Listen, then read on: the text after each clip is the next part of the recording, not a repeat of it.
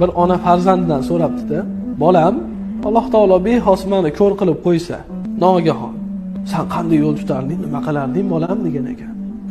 Shunda farzand o'ylamasdan turib shunday javob qildiki, onajon, doim yoningizda bo'laman. Har qanday holatda ham men sizni qo'yib yubormayman.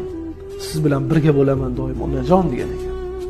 Ona aytibdi, yashang bolam, tashakkur. Sizdek bolam borligidan faxrlanaman. Alloh rozi bo'lsin. Shunda farzand ham qiziqibdi-da, onasidan so'radi, onajon, men ham ko'r bo'lib qolsam nima qilardingiz? Siz qanday yo'l tutgan bo'lardingiz? Siz ham men doim ushlab yurarmidingiz?